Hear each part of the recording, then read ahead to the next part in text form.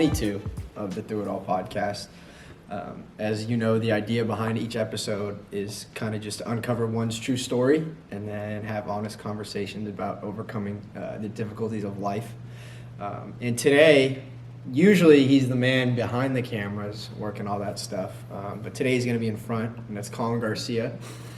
Colin, excited to have you on. This is a good one. You came. When did you start helping me out? Was it episode 12? 12. I think 12. With Ray? Yeah, Ray was the first one we did. Yeah. So we'll get into that in a second, but you're from San Bernardino. Yeah.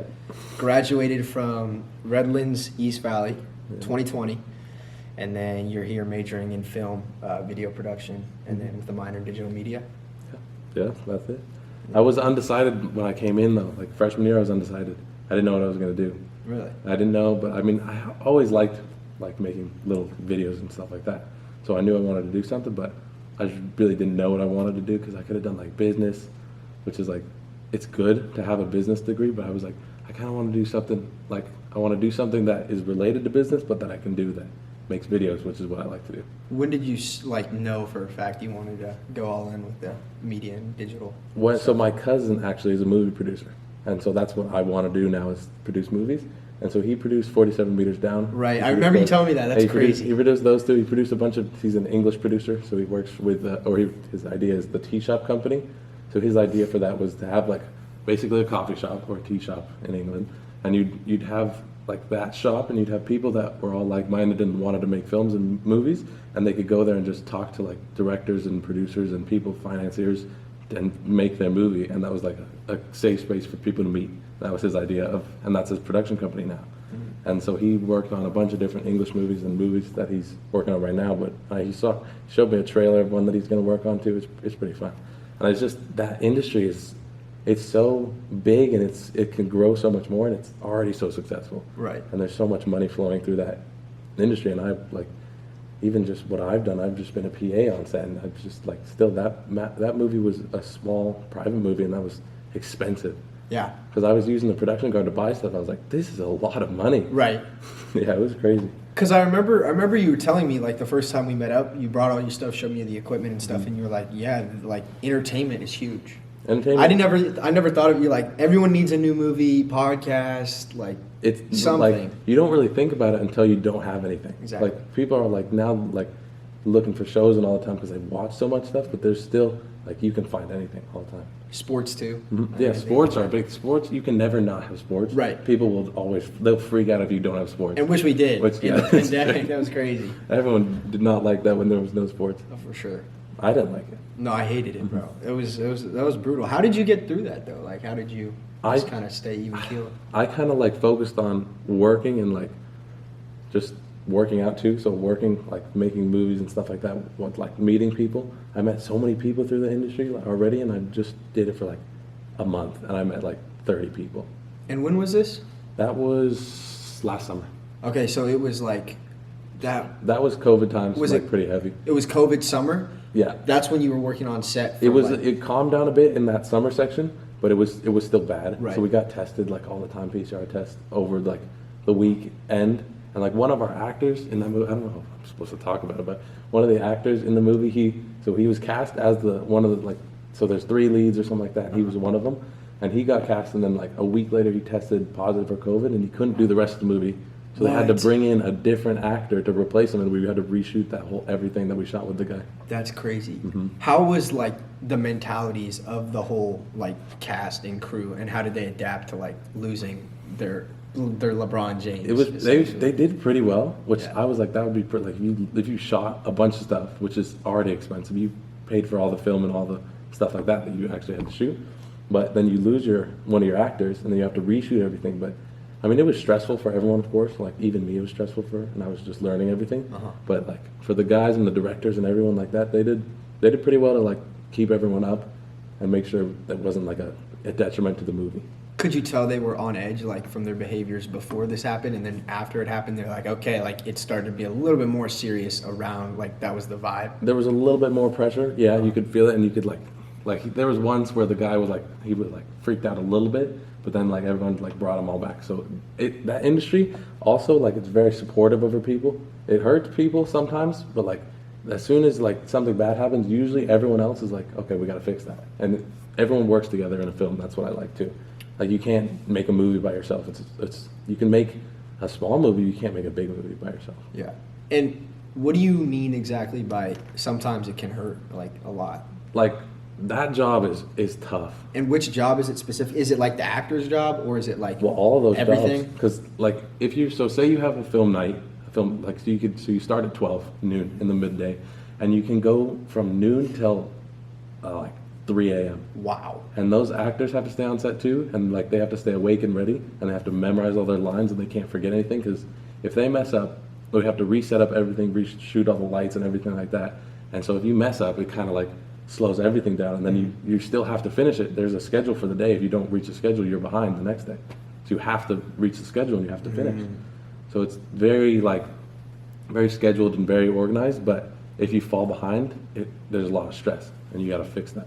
How were you guys like on the set for that little month you worked there? Like, were you guys hitting your schedule? I feel like times that. and So stuff? that was my first time, but I feel like everyone who worked together well. It all like molded together really well, and all the people we had were good people, and they helped me, and they were helping each other a lot. So I think it was a very successful crew, and it's a pretty fun movie so far. But I mean, it's not out yet. They're still editing it, I think. So they'll have to let me know when it's done. But when it's done, I'll let you know. That's so sick. Yeah. And what's the name of the movie? It's called Bar Fight. Bar. It's a Christmas movie too. It's Really? like it took place in a bar, but it was Christmas oriented. It was kind of cool. Okay, nice. And what was your exact job? Like, what were you doing? So I was the production assistant, as PA. So I did a lot of like driving myself to get like products or anything that we needed. I fixed the guy's lens. I took it to the shop to get it fixed. I got all the food, which is called Crafty. So Crafty is the day-to-day like food on set. Right. So I got all that in the mornings, bought it all for everyone, got the coffee for people. Like just starting out, and then you have to grow that. And by the end of the movie, I was actually higher up on the rung than I started. It was kind of cool to see. Dude, that's so sick. It was so cool, and it was just like I saw the work ethic my dad instilled in me just like showed out there a lot. And it was like some of the other PAs weren't working as hard, and I was like, you kind of like, I get like it's hard, but like you kind of have to show your best. You can't like show a little bit. You have to be the best you can be. Go into that a little bit more, like work ethic. That was one of the things you were talking about when, like I said earlier, like I first met you, like I guess not met you, but we actually had a conversation for more than a couple minutes, because we met before last year. INT. It was just class and a breakfast here and there, but like one of the things that stood out to me was your work ethic. Like that's something you preached about. So go into that. Where'd you learn it, and how has it benefited you today? Yeah. So I saw your work ethic too. That's why I liked you. Like I was like talking to you. I was like, this dude, and then you told me about this, and I was like, oh, that's gonna work if we both. For sure. But so my work ethic, or like just like what drives me, is like my dad raised my brother and I very like tough, very able to like hold our own in anything, and so that helps you a lot in life. And it's like hard though, because you have to you kind of have to be the strong one. You can't, like, if people are breaking down, you can't break down.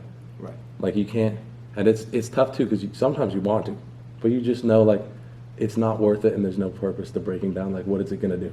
Mm-hmm. Like realistically, what is breaking down gonna do? It's not gonna help anyone. It's just gonna cause more weakness or stress for everyone. Right. So that like you kind of have to be tough, and you kind of have to be strong in everything you do. Like no matter how big or small it is, you got to do the best you can. That's it. What example like in your life sticks out to you more than others of you instilling that work ethic, and like you got to be tough, you can't break down?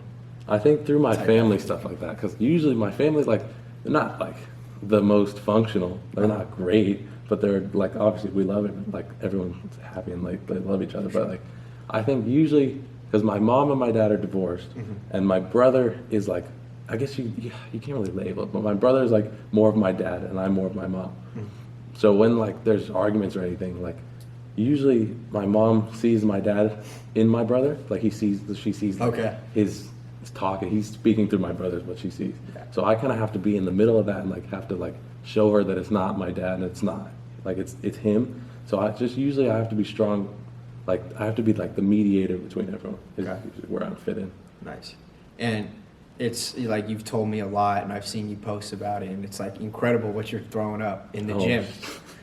We have to go there, man. We got to go there. Let me just clarify. So 135 on the bench. Oh, you saw that one? 75 reps. Was that in a row? That was so. Yeah. So That was in a row. I went to the YMCA in Redlands. That's where I started. This is actually the starting place of my gym experience. Was the YMCA in Redlands, and that's where I started. And it was just I actually had to lie. My dad lied to get me into the gym because you have to be 15 to start working out. I don't know why, but you have to be 15 to start like lifting because it's like Right. yeah. So I was actually 14, and he had to lie. So now the gym thinks I'm a year young or I'm a year older than I am. That's all right, but it's kind of funny. But so yeah, I started at the YMCA in Redlands, and I couldn't lift 10 pounds. I was a big kid that couldn't lift anything. It was really, really weird. And I just kept training at it, and like eventually we got to I would do like a 25 for like 5 reps, which was like that was really cool at the time. Yeah. And then I got to 35 for like 3 reps, and then I got to a 45. A plate, which is a plate, people usually know that, but a plate is 45 pounds on each side if you have a plate on. But that took me like 6 months to get a plate. Yeah. Well, but you were young though. I was like, That's crazy. There's some 15-year-olds now that are lifting 2 plates. Yeah, but bro, at 15, I gotta tell this story real quick Right, I forget. This was terrible, Mom and Dad. So I was at the same thing, rec center. First time I've ever benched before. Like, I just see it. I'm walking out. I finish hooping, and I'm like, okay, bro, I gotta try it. And I was just in there messing. I don't know what I'm doing. I'm just messing around, right? Yeah. And I start counting the weight on there. I'm like, oh, I'm at 85 or whatever. I'm gonna get to 100 or whatever that number is. I'm not sure. So I try to get to 100, and I'm just by myself, right? 14, 15. That's dangerous. It was terrible, bro. So I tried to go for 1 rep, and I brought it down, and I realized I couldn't make it up. I was so scared. So I had the weight falling over, people looking at me crazy, coming up to help me. Oh, dude. I was scared. Didn't touch a weight for 4 years. After that, that was anything. Yeah. Now I'm in the gym all the time, but I see. Yeah, you're doing good too. yeah, trying, man. But yeah. So go ahead. I just had to throw that. Yeah. in there. I'm just practicing. My brother and my dad and I were all we're all in the gym. My brother is lighter than I am. I'm bigger than my brother. I'm taller and wider. But my mom was a gymnast, and my dad is a cyclist, like a semi-pro cyclist. But my dad he's a big dude. He's smaller than me now because I'm bigger than him now. But he's a big dude. He's 6 foot and 205. And I'm 6'1" and 230. Okay. Yeah, it was cool though. That process of growing and getting past or bigger is kind of cool to me because I was always told I was a big kid. Yeah. I'm never gonna. I always wanted to be smaller, leaner, but I mean obviously I can get that now. But I'm never gonna be a little kid. I'm always gonna be a big kid.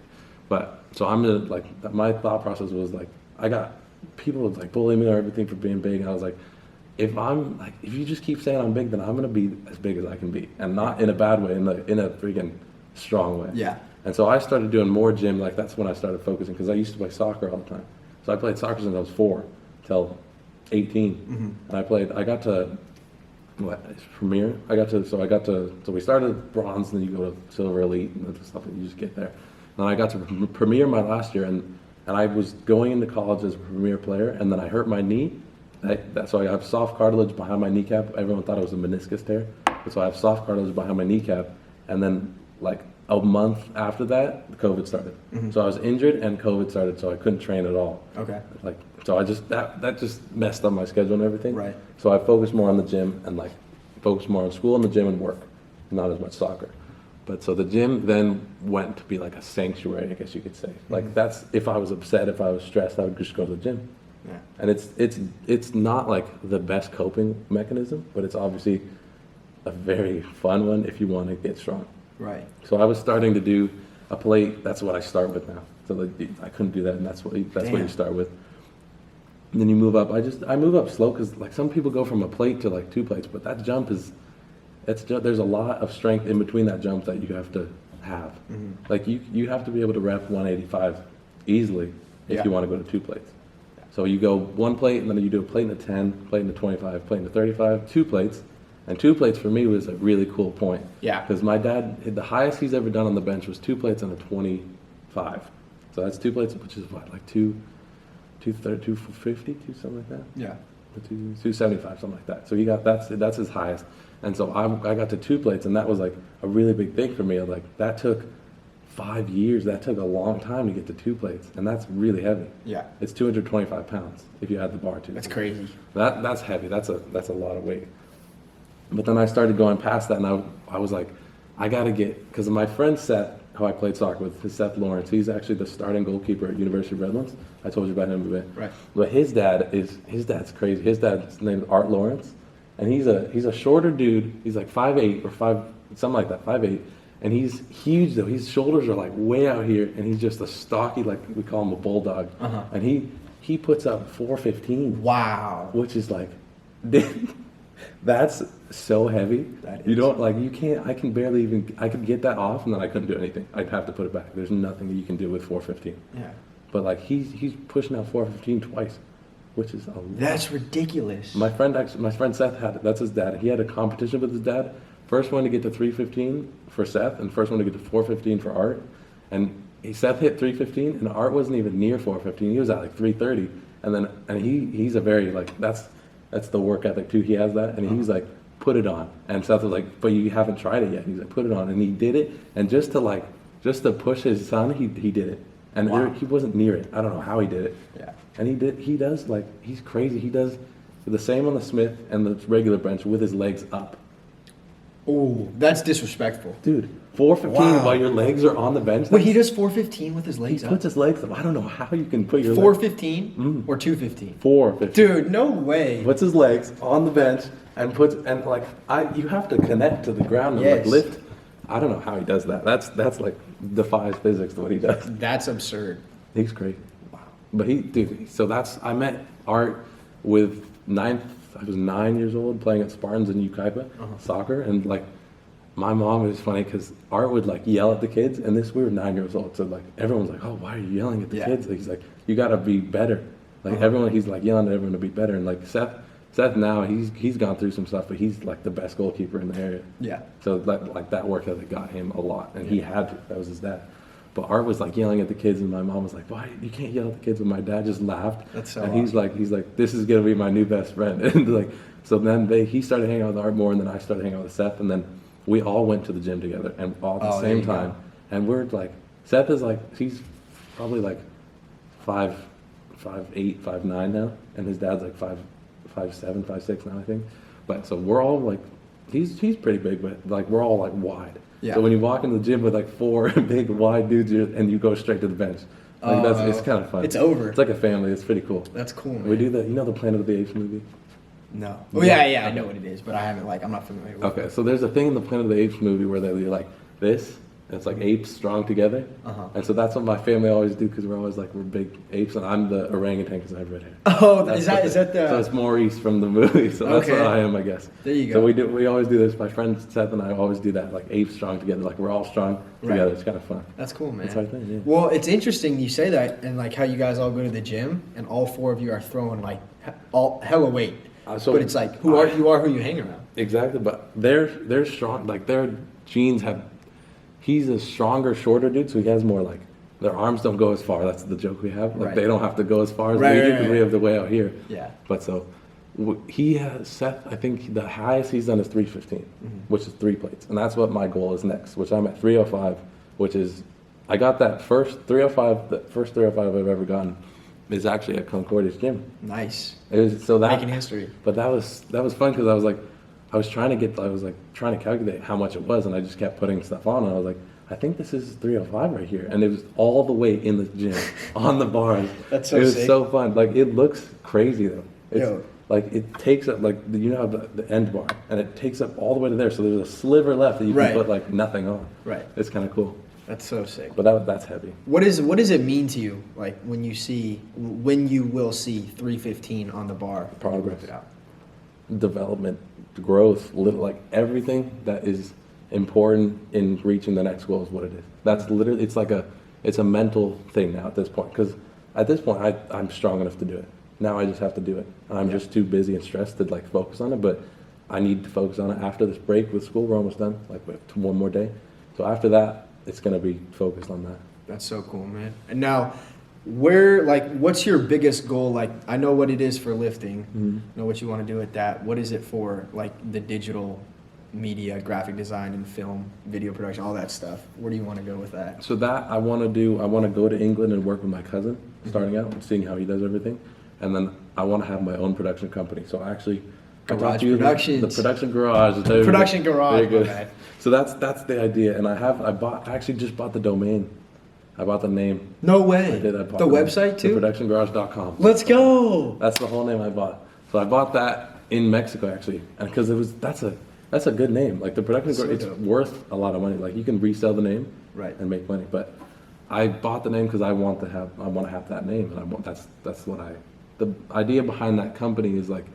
So you know a garage, you have like 3 stalls, say, in the garage, or 3 doors.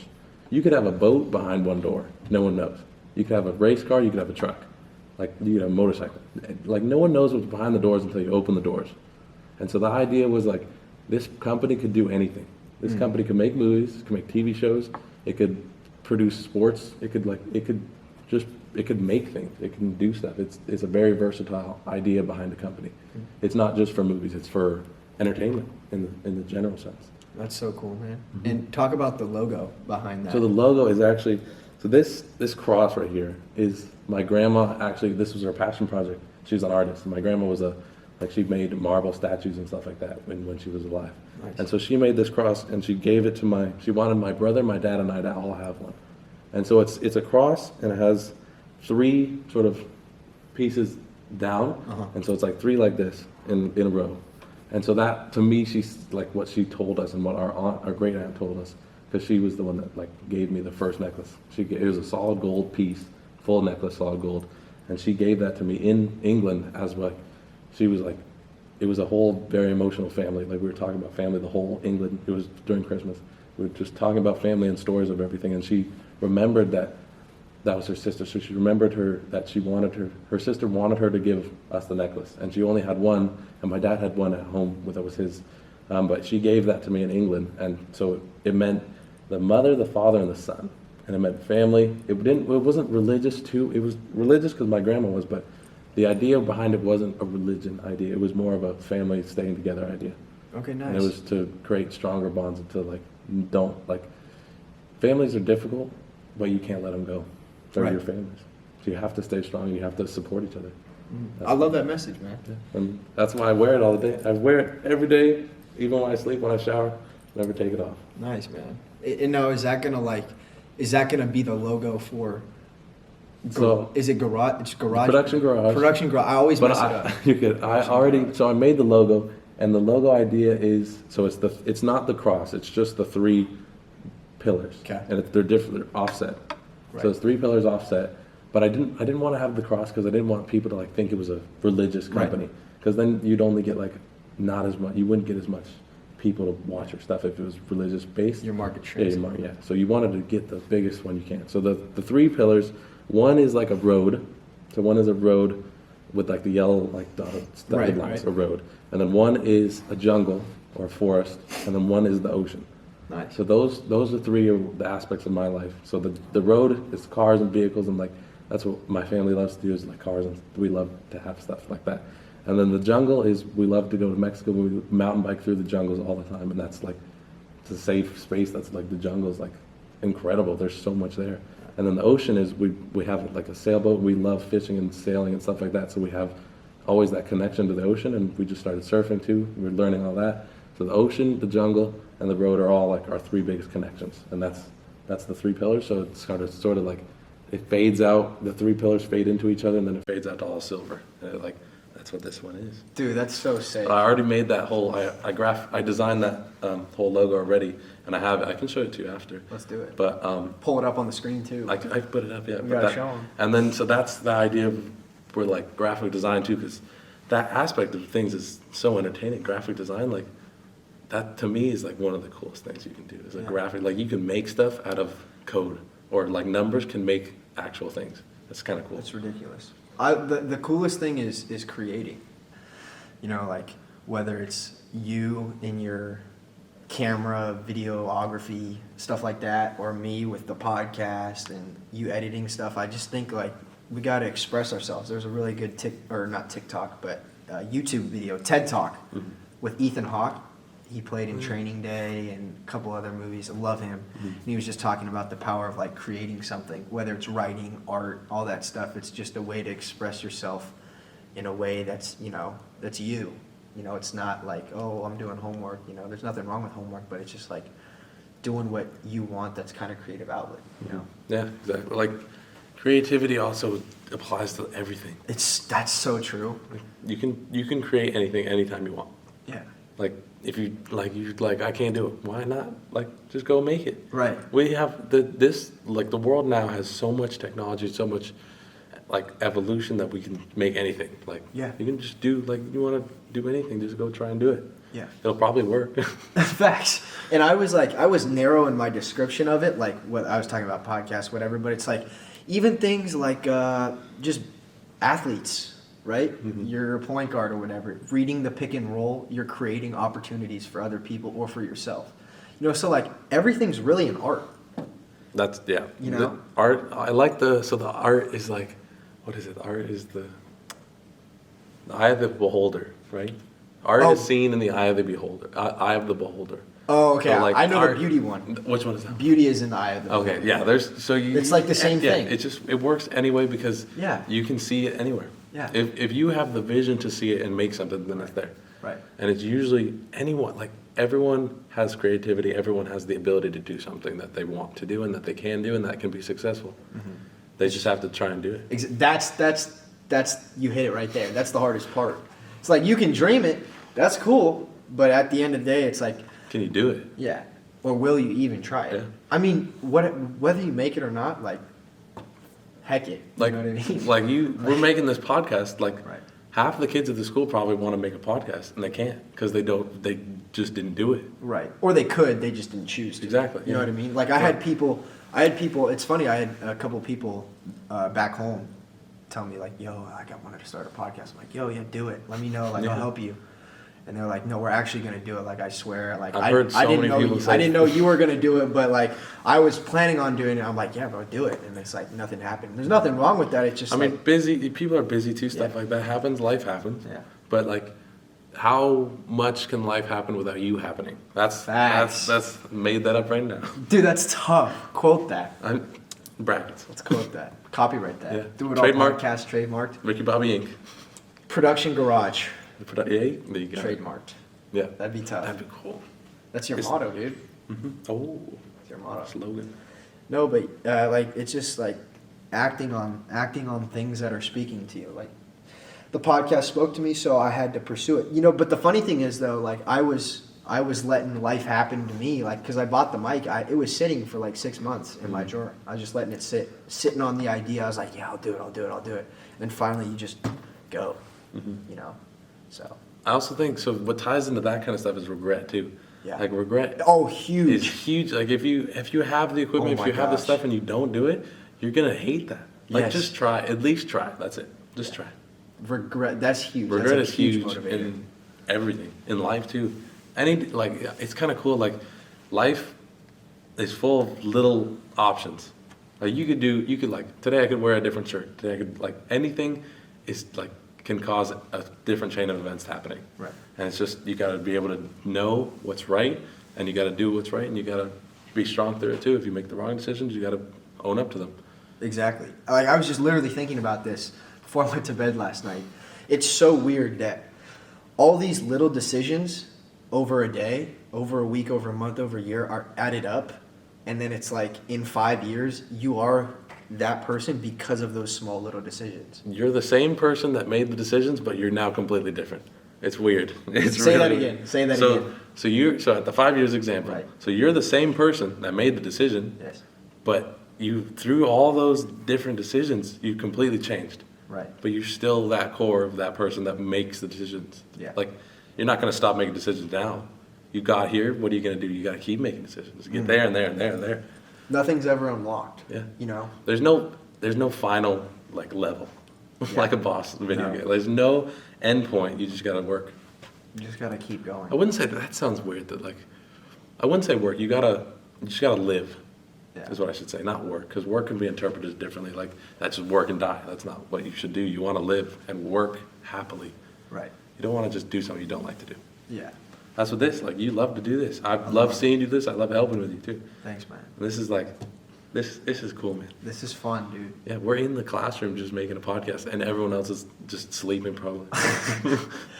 No, but we're studying for finals, bro. That's true. There are some grinders out there. Hey, to everyone taking some finals, I know this is going to be out, like, well, it'll be out during break, but, like, yo, shout out to all the people grinding, man. Like, finals, pursuing something that you love that's huge, going for it, like, even if it's scary, like, I respect that. I've seen some kids in those study rooms that have been in there the whole day. Killers. That's terrible. Killers in the That's classroom. so hard.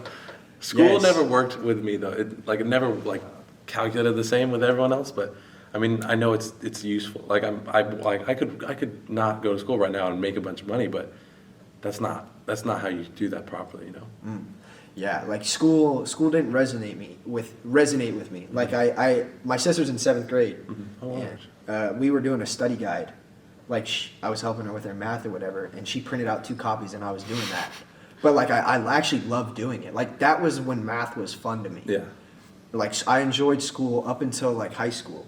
You know, like it sounds stupid, but for what I wanted to pursue, obviously other careers, you need a lot of schooling. Exactly. But it's like for what I wanted to do, I just thought that I had the basic information. I knew how to use numbers. And it's like a lot of the stuff after that was kind of like, what's the point? Like what I learned still applies now. I can do the same things with what I've learned. I didn't really learn any new stuff. Right. But I mean, the degree is a big thing. Yeah. For work and for people like that. Like to see a degree is like that shows that you did the work. But you could not do you could do the work and not get a degree, but you'd still be successful. Right. But the degree is like what pushes it over the edge for people. Yeah. And same thing, like flip side too, like degree definitely helps. Like if there's 2 people, one has a degree, one doesn't, same skills, it's like, oh, degree, obviously. You have to. But on the flip side of it, a degree doesn't like break a person. That's true. Like it doesn't make or break it doesn't define them. I've actually seen money, opposites too. Like sometimes people with degrees, they've had to go through school and all this pressure, Yes. and they like get hurt by that. Like school can hurt you. Oh my But gosh, people yeah. that dropped out of school are really successful because they didn't have to worry about school. They like just focus on work. Yes. But obviously that degree can later in life it can probably help more than at the moment. Yeah. But in that moment it's tough to get a degree. It's like we're doing it right now. It's tough. It is. But I think it'll be worth it. That's why I've stuck to it. That's why I haven't left. What do you think is the hardest part about getting a degree? Like a little thing that's difficult for you? Because I have a couple things. I think it's like, because when you graduate high school and then you kind of want to you kind of get an idea of what you want to do. And I think college should be mostly focused on that, Yes. not other stuff. Yeah. But because you have to take history and math, you have to take all the other stuff, the core classes, but there's only so much focus on your own stuff. It's focused, a major's focused, but it should be more focused on what you're trying to do, you know? Or there should be more it should just be more oriented to what you're trying to do, not other subjects, I'd say. But you do need other subjects in everything. Yeah, no, I get that. I get the other subjects. It's great to have background information. You know what I mean? So you know where states are located or different places in the world are. But that is to a certain extent. I just don't think I don't know. There's some classes I'm sitting in, and I talked with Brett about this on EP13. Yeah. It's like, yo, why am I here? What am I learning? I'm literally in this class to just go through the motions. You just fill out forms. That's what I'm saying, bro. You get homework, and the answers are right there, and you just write them. Teacher doesn't even want to be there. No. So it's like, if the teacher doesn't want to be there, and I don't want to be there, Then why are we here? why are we here? But granted, there are some teachers that do want to be there and do want to teach. Those are the winners. But you have to find those. That it's really difficult to find those. Yes, and if you can't find it, for me, I've done a terrible job, but it's you got to create that opportunity if that's something you want to pursue. But I haven't had the genuine enough passion to create okay, I have a bad teacher, whatever. I'm gonna make the best out of the situation. I've just kind of honestly, I mean, my parents know, but I've kind of just kind of coasted on the classes I don't like. Classes I do I've been grinding. But it's good if they understand that. If your parents understand that. They seem like they do too. Very much so. Which is that's good. Yeah, they've been excellent about letting me pursue what I wanted to pursue. You know what I mean? Like, I still got to work very hard in the classroom, like get all my stuff done, but there's like a fine line between that. We were just talking about it earlier with my dad. But he's like, but if I wasn't working on the podcast all the time, if I wasn't working on my game or going to the gym all the time, then it would be a different story. Yeah. But it's like I'm trying to balance like these things, same thing as you know what I mean? So it takes up, those are going to take up the majority of my time. I've noticed balance in life is a very big thing. Oh my gosh. Balance in life is like the biggest thing ever. And I've focused that, like now I've seen that way more. Now like trying to balance relationships with school, with work, with like everything is difficult. Yeah. And the balance is, once you get it though, it's good. But that balance is, it's really difficult to reach. Even a semblance of it, like even a small version of balance is really hard. Yes. And it just takes time and takes effort, but you just gotta stay with it because you can't not do anything. Like it's not productive. Right. You gotta do stuff. No, that's so true. I'm glad you said that because in high school, like I didn't really learn balance until like this summer, really. High school is hard too because you're still a kid, like you're still learning. But college, I feel like, you're able to already have experiences and already have stuff like that you can apply them. Yeah. College is a lot of application, I've noticed. Yeah. That sounds funny. You apply to college, but it's application. Right. But like you have to know what to do and you have to just apply it in college. That's pretty much it. And I haven't learned a lot of new stuff. Yes. I've just applied what I know. Yeah. And the street smarts and stuff like that. Oh, that's like, huge. Street smarts are actually, it's weird, like people like say, oh, he's not smart, he's street smart, but I get, like you have to be both obviously, but street smarts come into play a lot with me and my family. Like that's one of the biggest things. That's how I orient myself, is like not like a scholarly oriented, but like as a person that has had experiences. Yeah. Solving problems. Mm-hmm. Solving problems is fun because I love it. like math, it's like word problems are like they're okay, but they're not obviously very fun. Like no one really likes to do word problems. Yeah. But if you can like break them apart, and that's what I think you're a visual learner too. That's what huge. Like you have to see everything in order to put it together. Right. The difference between math and sports, at least for me, math, most of the time, like 99% of the time, there's an answer. But in sports, there's not always the answer. And that's what's like the problem. That's where the problem solving comes in. That's what makes it hard for me. And that's why I feel like that basketball's taught me more than math has, if I'm just being honest. I like that. You heard it here first. I like that a lot actually, because That's- you're in it. You're not in math. You're in basketball. You're in the life. Like it's happening. Basketball's happening around you. You're not really in a math problem. Right. Like you can't. Like it's like you can't like see it all around you. But if you're able to see everything in basketball and like slow it down, break it all down, and put it together, that's where you become professional and successful. If you can put it all together and break it down. Right. And it's not even just like whatever, my example is basketball, but it's just for anyone. Like if there's something I feel you're pursuing like intently that you're passionate about, you love, you want to achieve, like that's it. The lessons you can learn from there, the experience and like how you can apply that to your life later on, that's a degree. You know what I mean? I like that. Like That's I've always really thought, cool. like I'm gonna graduate here when I finish my college career. Like I'm gonna have a degree in Life. some form Like, of life. yeah. Because it's just whatever. You get pushed in basketball. You get pushed in your film. Like you just saw 3 PAs who weren't working as hard, and you're like, yo, like that already taught you something. Mm-hmm. You Yeah. know? And I'm just like speculating from the outside. You lived it. But yeah, man, this is a hell of a conversation. Dude, it's really weird because I haven't like looked out ever. I've just like locked in with you. It's kind of cool. Yeah. I love to do that. Like there's only like probably like 20 people that I know that I can fully lock in with. It's kind of cool. Dude, this is fun. This is really fun. This is fun, guy. Good job. Now we gotta finish. Do it all three. Do it all three. All right, let's go. I'm gonna edit these together. Okay, number 1, best achievement. Best achievement. Best achievement. Oh, yeah, I have a good one. So best achievement I had like sort of mental block state where when I was a kid and I hit my head right here. If you can see the scar.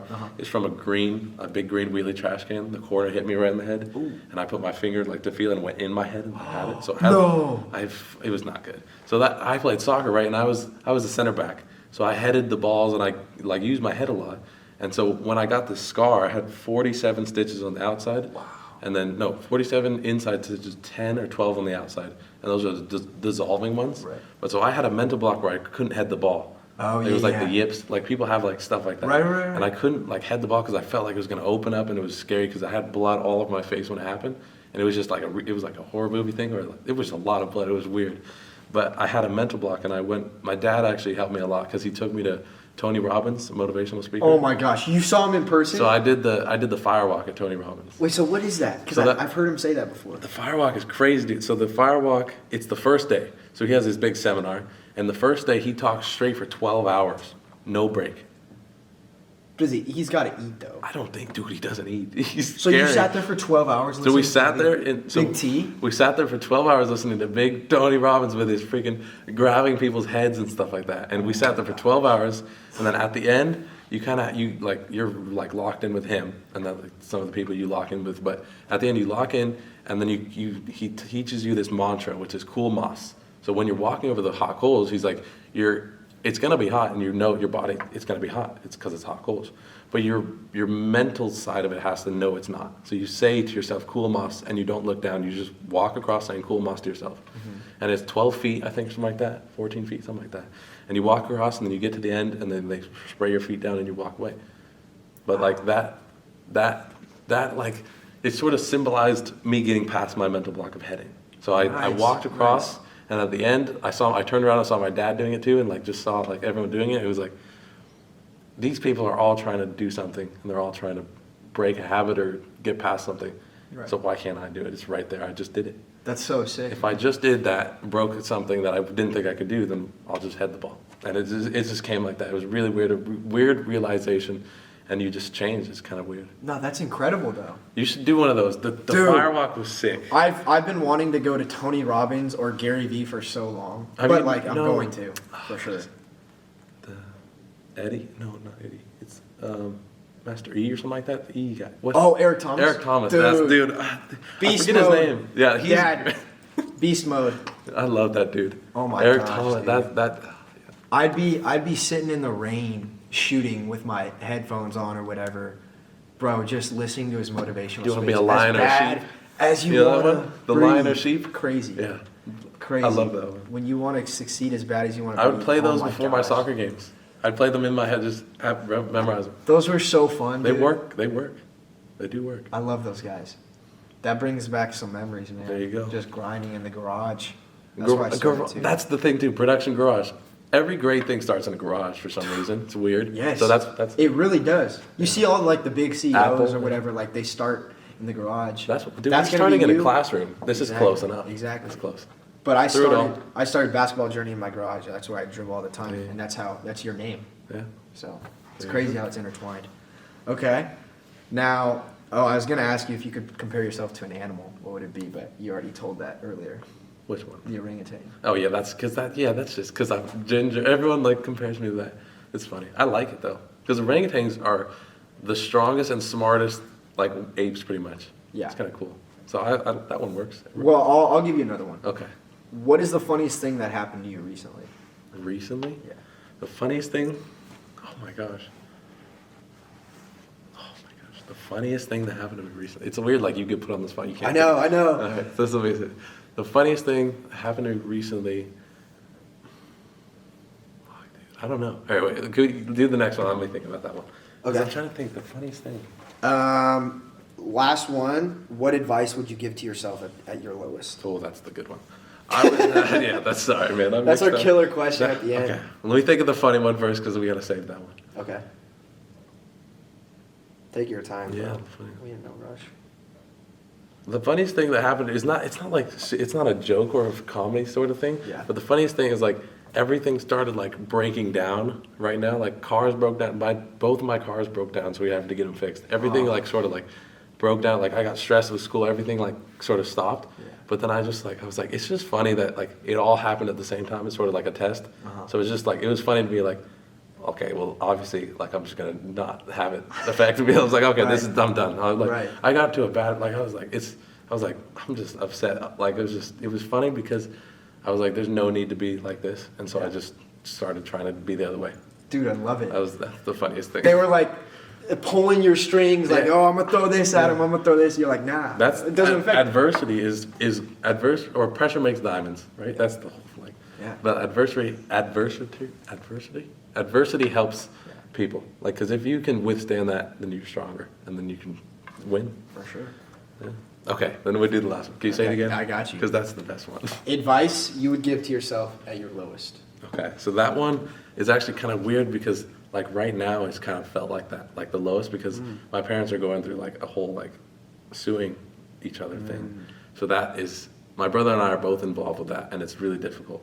And because you don't want to ever see your family like all frazzled and messed up, but like that's where I told you at the start where like, I'm like the mediator in there.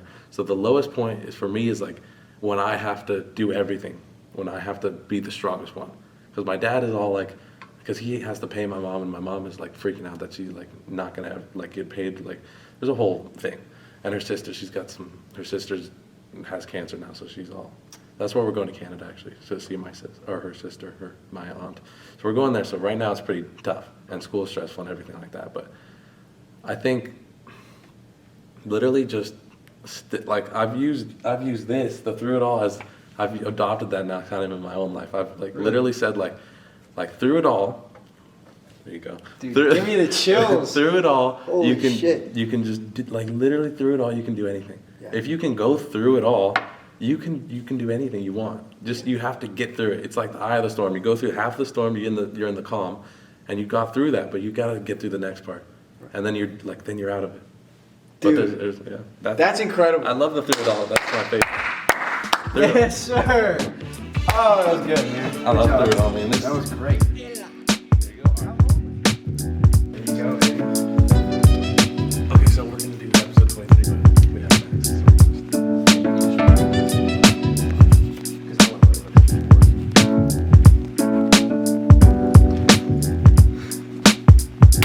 Thank you. Yes, sir.